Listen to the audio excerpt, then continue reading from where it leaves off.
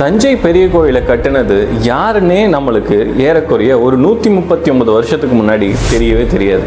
சோழர்களுடைய ஆட்சி வீழ்ச்சி அடைஞ்சதுக்கு அப்புறமா காலத்தினுடைய ஓட்டத்தில் தஞ்சை பெரிய கோயிலினுடைய பெயரும் புகழும் இருந்த இடம் தெரியாமல் மறைஞ்சிருச்சு.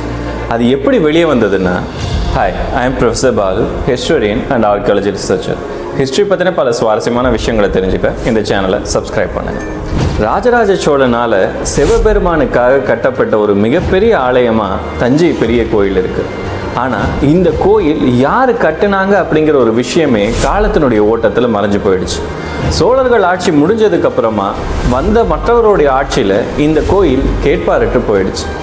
ஆங்கிலேயர்கள் ஆட்சியில் அவங்க தான் இந்த கோயிலை பற்றி தெரிஞ்சுக்கிற முதல் ஆர்வத்தை முன்னெடுக்கிறாங்க. ஆராய்ச்சியாளரான ஹீல்ஸ் அப்படிங்கிறவரை 1886 இந்த கோயிலை பற்றி ஆராய்ச்சி பண்ண சொல்கிறாங்க. அவர் தான் முதல்ல இந்த கோயிலில் இருக்கக்கூடிய கல்வெட்டுகள் எல்லாத்தையுமே படியெடுத்து அந்த கல்வெட்டுகளில் இருக்கக்கூடிய விஷயங்கள் என்ன அப்படிங்கிறத சொல்கிறாரு.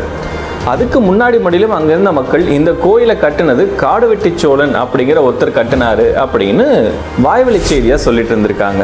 ஆனால் இந்த ஆராய்ச்சி முடிவில் தான் இந்த கோயிலை கட்டினது ராஜராஜ சோழன் அப்படிங்கிற ஒரு சிறந்த ஒரு சோழ அரசன் அப்படிங்கிறதே தெரிய வந்தது.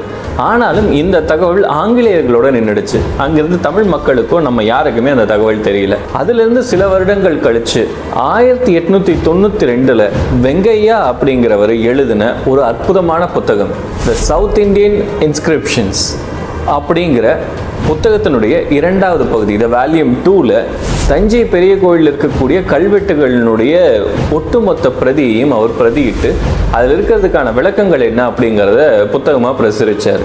அதுக்கப்புறம் தான் தஞ்சை பெரிய கோயில் பற்றியும் அதில் இருக்கக்கூடிய பல அற்புதமான விஷயங்கள் பற்றியும் இதை கட்டினது ராஜராஜ சோழன் அப்படிங்கிறத பற்றியும் உலகம் தெரிஞ்சுக்க ஆரம்பிச்சது.